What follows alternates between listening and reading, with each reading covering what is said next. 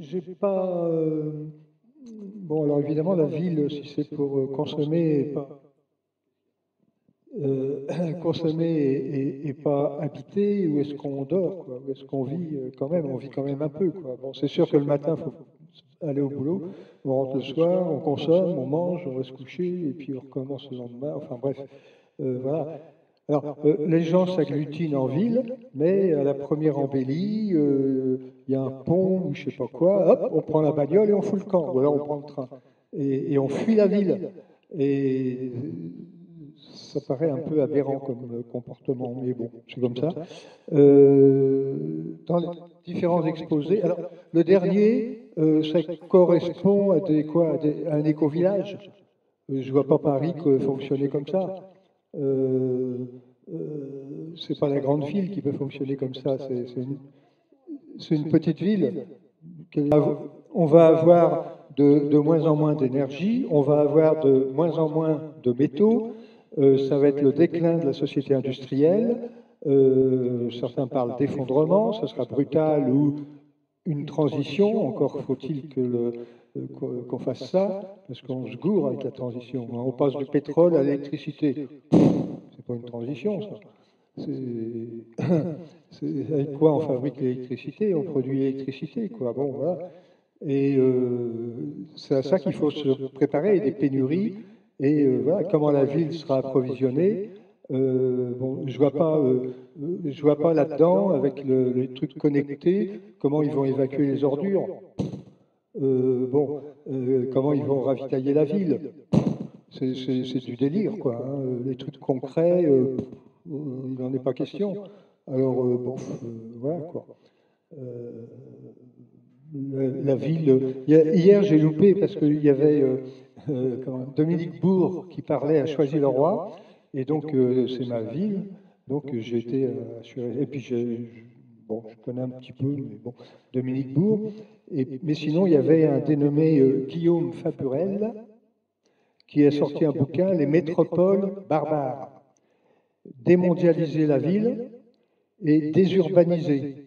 Alors comment, ça j'en sais rien, il faut lire le bouquin, mais voilà. Alors, les villes, les grandes villes, le Grand Paris, par exemple, se livre la concurrence. La ville la plus grande, qui aura le plus de ceci, qui aura une grande tour comme ça, etc., etc. Quoi. C'est la folie, quoi. Toujours la concurrence, la concentration liée à l'accumulation du capital. Voilà, mais ça, je pense que ça va s'effondrer, ça. Alors, bon, voilà. Merci. Non, non, je ne répondrai pas à votre question. Personne n'en étant capable, je crois. Les choses sûres, c'est que dans le monde entier, c'est les villes qui croissent énormément par rapport à la campagne, si je puis dire. Tout le monde, maintenant, s'urbanise, le monde entier. Et également, il y a un deuxième facteur qu'on n'a pas évoqué, qui est annexe, pas tellement annexe d'ailleurs, c'est que dans beaucoup de pays, y compris la France, tout va vers les côtes, vers le littoral. La France se vide dans son centre et tout se tient, l'économie, etc. Répondre à votre question est pas facile, hein, c'est au moins au 5e degré. Maintenant, vous avez très souvent dit, à juste raison pour moi, c'est en train de s'élaborer, en train de se faire. Et là, d'une phrase un peu mon credo, ça n'engage que moi, c'est que les gens raisonnent au niveau du présent, alors que la recherche et le monde au plus haut niveau, on est déjà dans le futur. Et je crois que personne ne sait, c'est mon credo, hein. Personne ne sait trop où on va. Je crois que tout est presque à réinventer dans tous les domaines. On prend n'importe quel secteur et le numérique, je dirais même plutôt maintenant l'IA, l'intelligence artificielle, qui commence, on l'a tous, là, on s'en sert tous sans le savoir, tout doucement, et fait des progrès terribles. En médecine, les analyses maintenant sont plus rapides avec l'intelligence artificielle qu'avec des docteurs. J'attaque pas les docteurs. Non, mais je veux dire, ce sont des faits objectifs, là. Donc, moi, je crois, avec ma petite compétence, ma petite connaissance, qu'on est dans un monde, on va vers le plus grand bouleversement que les sociétés ont connu. Et je crois qu'on ne sait pas vers quoi on sera demain. Je ne veux pas être pessimiste, mais c'est ce que je pense profondément. Et même on raisonne sur les pays. À l'heure actuelle, les pays n'ont plus de sens. Regardez, ce n'est pas politique mon propos. Pas plus tard qu'aujourd'hui. Vous avez qui? Vous avez le ministre des Finances français. Ce n'est pas un propos politique. Hein. Je parle strictement au niveau du futur. Qui veut taxer les GAFA? Personne ne veut. Bon, les GAFA, ce sont pratiquement les maîtres du monde. Il n'y a pas un seul État au monde, y compris, c'est bipolaire maintenant, c'est Chine, États-Unis, le monde. Pour gagner du temps, lequel va manger l'autre, rendez-vous dans 10 ans. Bon, donc, mais ce sont les GAFA qui ont les plus grandes puissances économiques du monde. Ils se permettent des projets qu'aucun pays au monde ne peut se permettre. Voir Google avec, quand il veut transcender l'homme, voir les fusées, comment il s'appelle, Tesla, comment il s'appelle, voilà, il est en train de faire. On peut prendre tout ça et on en est tous à essayer, et c'est normal, c'est humain, c'est logique, de refaire certaines positions. La voiture autonome, mais ça pose des questions à l'infini. Sur le droit, sur les assurances, qui va être responsable, celui qui conduit, celui qui traverse la voiture, celui qui a mis au point le logiciel.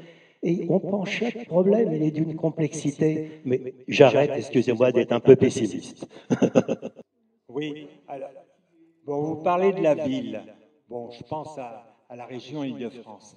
Qu'est-ce que la ville? Est-ce que c'est le Grand Paris, par exemple, ou est-ce que c'est les communautés d'agglomération, ou est-ce que c'est une ville ou un quartier? Parce que souvent, il y a un problème d'organisation, et là, vous n'en avez pas parlé, mais bon, je sais que vous ne pouvez pas parler de tout.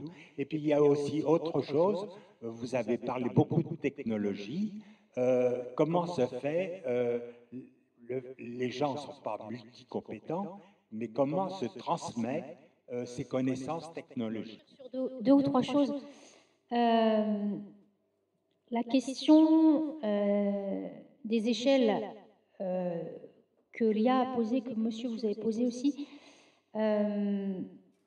évidemment, elle est déterminante. Est-ce que c'est la ville qui va résoudre tous les problèmes ou est-ce que c'est la campagne? C'est un vrai enjeu. D'un côté, le modernisme a fait croître les villes. Pourquoi pas imaginer un exode urbain de la même façon qu'il y a eu un exode rural à partir du moment où on change le cadre de référence. La question des échelles, elle se trouve posée aussi à travers vous l'avez posé aussi, monsieur. Vous dites, monsieur, vous, que les pays n'existent pas, et vous dites à quelle échelle on raisonne quand on pense les villes. Mais précisément, c'est très complexe parce que aujourd'hui, les cadres modernistes, pour le coup, nous ont permis de réguler les échanges et la vie sociale depuis 2 ou 3 siècles, qui étaient des cadres nationaux, ils sont un peu caducs. Et quand on associe le fonctionnement de la ville à un cadre institutionnel, à une organisation, ça ne réduit, c'est pas suffisant. La ville, elle est faite de plein elle est complexe, elle est faite de plein de choses qui ne se limitent pas à l'organisation. Il n'y a pas que les institutions qui font la ville. La preuve, les GAFA, ils contribuent largement à la production de la ville telle que je l'ai décrite dans la vision des 1 et 2. Et ce sont des organisations qui ne sont pas du tout instituées, mais qui fonctionnent comme étant de manière très, très, très, très importante.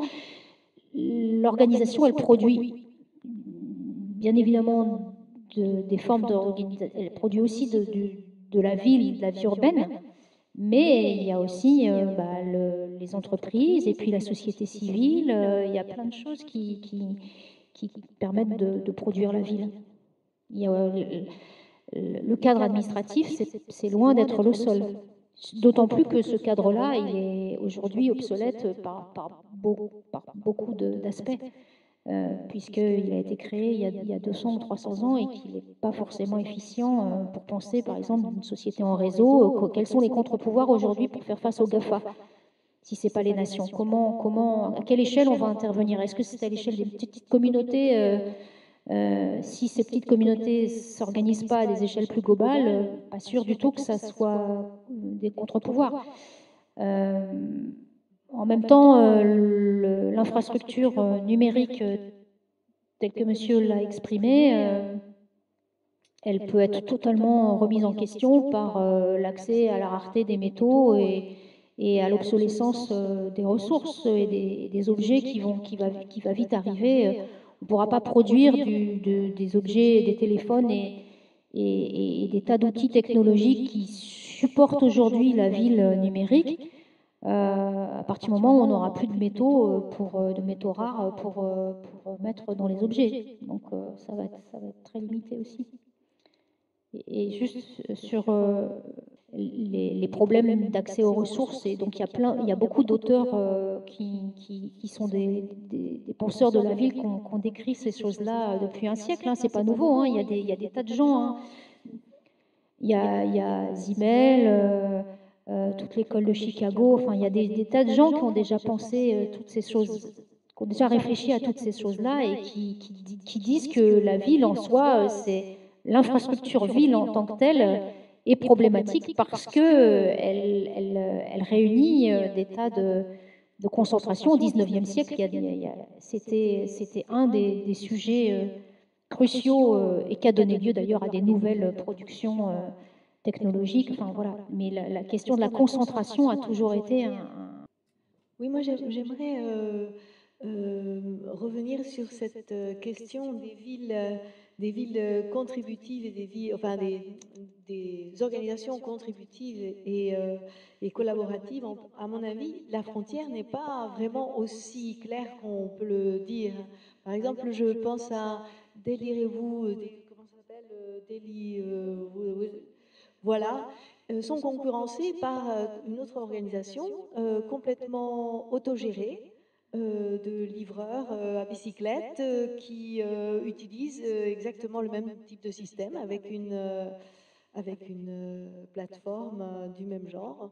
Et pareil, je pense effectivement que les gros comme change.org ou Avaz ont réussi des mobilisations extraordinaires. Voilà, c'est ça, c'est vraiment à la limite des deux frontières. Voilà. On peut arrêter juste une seconde pour compléter la question de madame.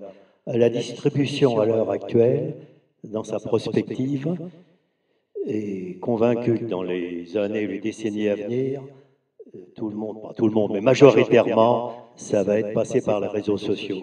On voudra 3 carottes et 2 navets, on se déplacera plus, on sortira son ordinateur pour les commander. Et sur quoi il bloque?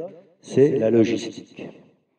Comment avoir une logistique pour faire tout ça? C'est une recherche en distribution un peu complémentaire, madame. En fait, sur la question de la logistique, on s'est rendu compte, il y a des études qui ont été faites, on s'est rendu compte que le fait d'avoir tout à distance, on devait de toute façon créer des entrepôts dans les villes, et que, en fait, de fluidifier le trafic, ça l'intensifiait et ça créait encore plus de concentration. Donc les effets souhaités et les vertus annoncées par les promoteurs de la vente à distance et de ces plateformes, en réalité, elles sont mises à mal par des études qui ont montré que ça créait encore plus de trafic. Non, moi, c'était pas vraiment sur ce... Enfin, c'était encore une autre remarque, en fait, parce qu'en général, je suis venue ici, je trouvais ça bien, justement, de faire ça, parce que donc, c'est l'opposition entre banlieue et grande ville. Le problème entre Grand Paris, parce qu'on sent souvent, justement, enfin, pour moi, évidemment, moi, je suis totalement dans le côté contributif, ville contributive, parce que pour moi, en banlieue, justement par rapport aux banlieues, je suis un peu frustrée là justement parce qu'on parle toujours des villes. Donc pour moi, ce dont on parle là, c'est la métropole Paris. Et est-ce qu'on en fait vraiment partie? Ici, Champigny-sur-Marne, on est vraiment limite, on est proche banlieue, mais pas vraiment. Je me sens pas vraiment concernée, enfin, quand on voit toutes les choses qui vont arriver, qui se font, toutes les choses à chaque fois formidables dont ils parlent, j'ai toujours l'impression que c'est pour la grande ville, quoi. Donc pour moi, vraiment, la solution, enfin voilà, ça me conforte encore plus dans l'idée que l'avenir, c'est vraiment contributif, c'est vraiment de faire à l'échelle de son quartier, à l'échelle de la ville, parce que de toute façon, c'est pareil, même malgré les réseaux sociaux, moi je suis aussi beaucoup sur tous ces réseaux sociaux, on ne peut pas connaître, enfin on ne connaît jamais, pour amener de l'humanité dans la ville, pour amener aussi une ville dans laquelle on habite vraiment, c'est des échanges en direct, quoi. Ça va pas être sur les réseaux sociaux. Donc de toute façon, c'est les personnes qu'on voit, qu'on peut voir en direct. Voilà, donc voilà. Enfin, c'était juste en fait, voilà, c'est pas une question, c'est un commentaire.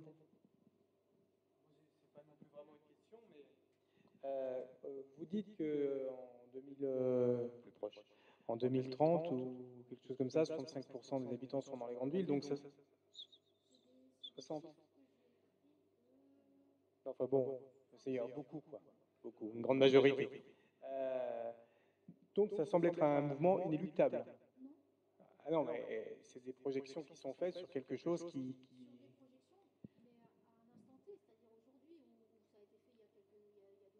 Donc, alors, je me suis mal exprimé. Donc, rien ne permet de supposer que si ça ne progresse pas comme ça progresse actuellement, ça ne soit pas comme vous le dites.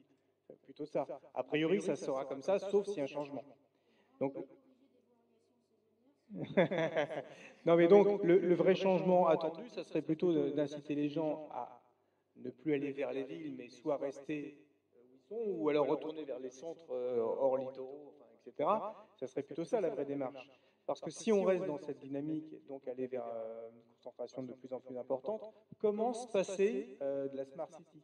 Comment se passer de la gestion intelligente? C'est ça que je veux dire. Donc du coup, c'est tant qu'on va dans ce modèle d'aller vers la ville, je vois mal concrètement comment du collaboratif, le meilleur soit-il, pourra faire par exemple la gestion des déchets, la gestion de la consommation, etc. Alors, je ne dis pas que c'est un rêve, hein, je l'imagine mal. Et par exemple, le compteur d'eau à l'ancienne, avec le truc qui fait clic-clic, je trouve ça un peu ringard, mais il permet peut-être de détecter des fuites d'eau.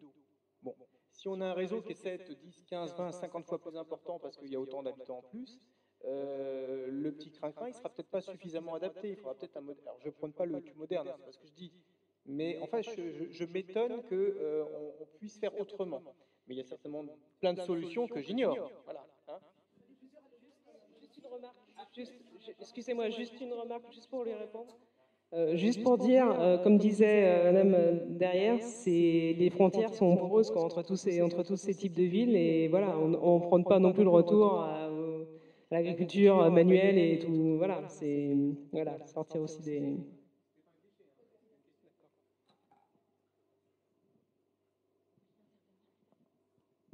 Juste un mot pour dire que la ville du futur sera forcément plus économe en tout. Donc aujourd'hui, on sait fabriquer des logements qui n'ont plus besoin de chauffer. On sait distribuer du vrac pour l'alimentation. Et de mon point de vue, le meilleur est à venir, indiscutablement.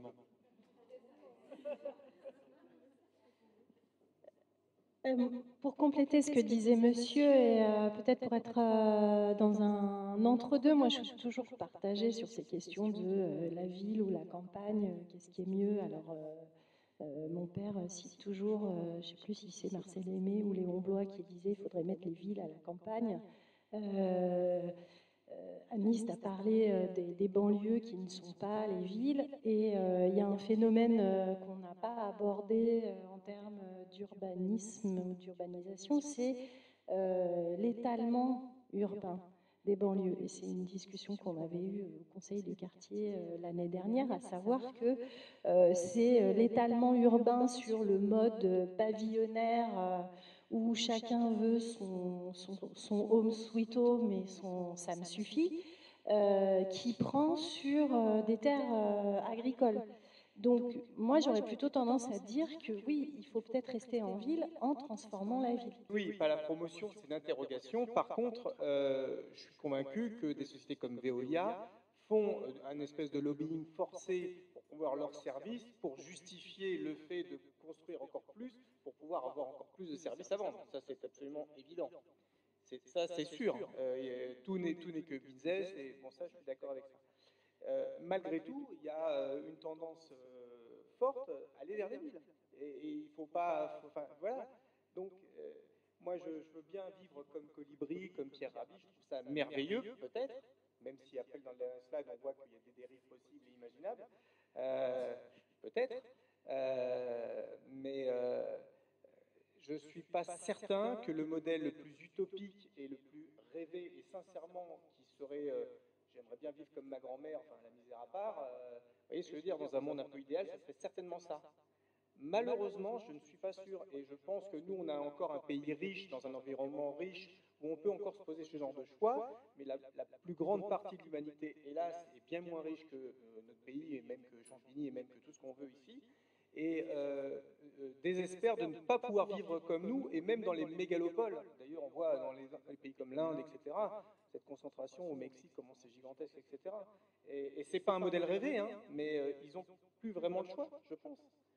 Donc il faut bien faire face à la vie de ces gens-là, au moins qu'on décide de ne plus se reproduire. Hein. Mais à un moment donné, il y a aussi ça, la démographie fait qu'on aura de plus en plus de personnes, il faudra donc de plus en plus les loger, les nourrir, etc. Et donc, il faudra mettre en place des techniques, alors soit des techniques agricoles, mais là on manquera de terrain, puisqu'il y aura beaucoup de personnes, enfin c'est compliqué, quoi.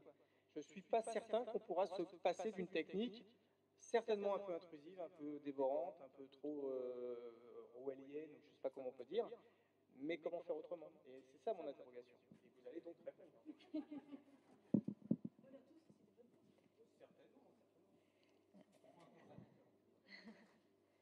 Non, mais vous avez complètement raison si on prend la trajectoire exponentielle de la population à l'échelle 2030. En effet, il va falloir réguler, et le meilleur moyen de réguler, c'est avec ce genre d'outils, parce que ces outils sont adaptés à la grande échelle. Après, est-ce que si on reste sur cette trajectoire, est-ce qu'on va vraiment rester sur cette trajectoire? Est-ce qu'il ne va pas falloir réguler la démographie d'une manière ou d'une autre? Si les guerres, comme traditionnellement, ne le font pas elles-mêmes, il va bien falloir que l'homme le fasse de manière raisonnée. Donc, on ne va pas pouvoir vivre indéfiniment sur une croissance exponentielle de la population. Donc, c'est tous ces enjeux-là aussi. Les chiffres parlent de cette trajectoire avec la croissance d'aujourd'hui, mais qui dit que dans 15 ans, on sera sur les mêmes prospectives et les mêmes modèles de croissance? C'est pas du tout évident. Quand on parle d'urbanisation, tous les gens vont dans les villes. C'est vraiment des villes ou des bidonvilles? Bon. Et aussi autre chose, j'ai vu passer l'agriculture urbaine. Alors, c'est une vaste blague. On peut cultiver quelques trucs ici ou là, bon, pourquoi pas, des fleurs, des légumes, etc. Mais quelqu'un a choisi, disait, il faudrait qu'on recense tous les trucs publics, les petits espaces verts publics, pour les cultiver, pour aller vers l'autonomie. Bon, et j'ai fait des calculs. Combien il faut de surface pour une personne? Maraîchage, céréales, légumineuses, c'est tout. Pas de poule, pas de viande, pas de lait, pas de vache, etc. Uniquement ça. Bon, et il faut 1300 de mémoire, c'est un peu plus, je crois, 1350 hectares pour Choisy-le-Roi. 40 000 habitants. Bon. Et la ville de Choisy fait 513 hectares. 515, enfin 510, un peu plus. Voilà. Donc, c'est une blague. Arrêtez de délirer avec ça, quoi. Bon, alors, on peut avoir des panneaux verticaux avec des trucs, et puis on peut cultiver, les endives en sous-sol, oui, on vire les bagnoles, et puis dans les garages, au début, ça sentira un peu le gasoil, mais bon, oui, on peut bricoler un peu, mais on ne peut pas nourrir la ville. L'agriculture urbaine, c'est de la blague, quoi. On ne va pas nourrir la ville avec les terrains en ville. Même en cultivant le champ de Mars, etc., ça ne permettra pas de nourrir Paris. Hein, bon. J'ai un contre-exemple. La ville de Détroit aux États-Unis, elle a réinvesti une grande partie de ses friches industrielles. C'était une ville qui était principalement orientée autour de la production automobile. Elle a réinvesti une grande partie de ses friches industrielles. Alors, j'ai plus les chiffres en tête, mais je crois qu'ils ont rendu la ville autonome à hauteur de 20 ou 30%. Alors, évidemment, c'est pas 100%, mais pour autant, il y a quand même eu une vraie politique publique de réaménagement urbain pour investir ces friches industrielles autour de l'agriculture urbaine. Non, mais peut-être que vous avez raison sur cette question. Vous avez bien calculé le nombre d'hectares qu'il fallait pour choisir le roi. Je vous fais confiance là-dessus. Mais oui, non, mais c'est quelque chose. Je pense que Détroit aussi était dans une situation, à mon avis, particulière, de crise économique totale, et qu'il y a eu la possibilité de récupérer ces friches. Ceci dit, je pense que par rapport, peut-être que pour ça, il faut raisonner au niveau justement de la métropole. Il y a certaines villes qui ont su et qui ont la capacité, par exemple Barcelone est dans ce cas-là, Madrid est à peu près dans ce cas-là, d'avoir à sa périphérie des surfaces cultivées. Or, à Paris, on est en train, peut-être, de faire plutôt le contraire. On a, par exemple, alors, juste comme ça, il y a une chose un peu emblématique qui s'appelle le triangle de Gonesse, qui fait partie des terres les plus riches de France simplement, qui sont en ce moment en très grand danger d'urbanisation avec des grands projets, Europa City, etc. et tout, à plus ou moins brève échéance, avec des difficultés peut-être à mettre en place, mais avec Paris qui serait contre. Pourquoi? Parce que malgré tout, il y a une mairie un petit peu qui réfléchit à ces problèmes-là. Et puis alors, qui est peut-être aussi contre pour d'autres raisons, c'est que le projet serait tellement pompeur de touristes qui viendraient juste pour acheter dans ce grand centre commercial. C'est la même chose que la Défense, même plus grand, qui risque de se développer là-bas. Et donc, il serait une pompe à touristes et qui serait au détriment de Paris, quoi, de son activité principale qui est le tourisme aujourd'hui. Enfin, pas que, mais voilà. Donc, je pense que sur cette question de l'agriculture, il faut raisonner autour de la périphérie. Voilà, c'est ce que je voulais dire pour résumer sur cette question, et pas caricaturer les petits jardins qui vont suffire à notre vie.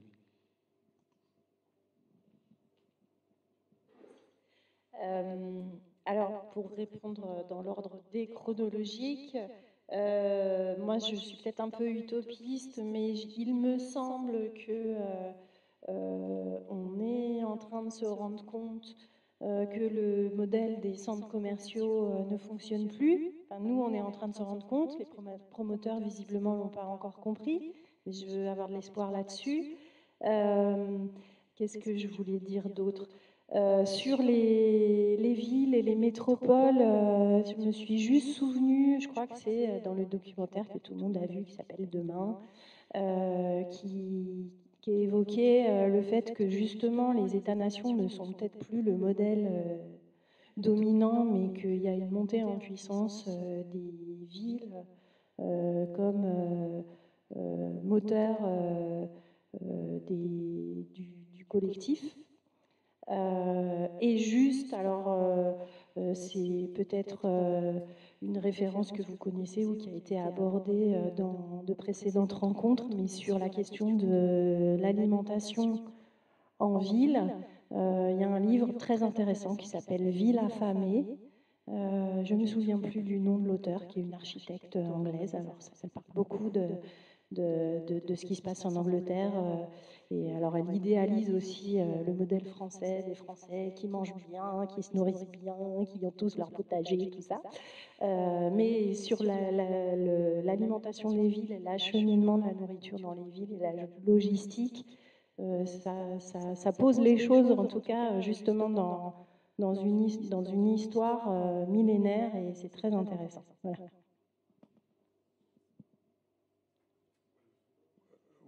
Voilà, juste pour la nourriture dans les villes, il y a dans mon département, le Val-de-Marne, il y a le conseil général, conseil départemental aujourd'hui, essaye d'avoir une politique de limitation des nouvelles emprises sur sur les terres agricoles, et donc essaye aussi de convertir les zones agricoles périphériques qui sont allouées à la culture céréalière de grande exportation à la culture maraîchère, quoi.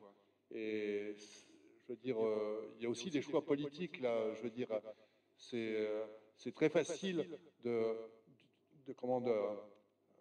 d'accuser les GAFSA et autres multinationales, mais les solutions sont en nous.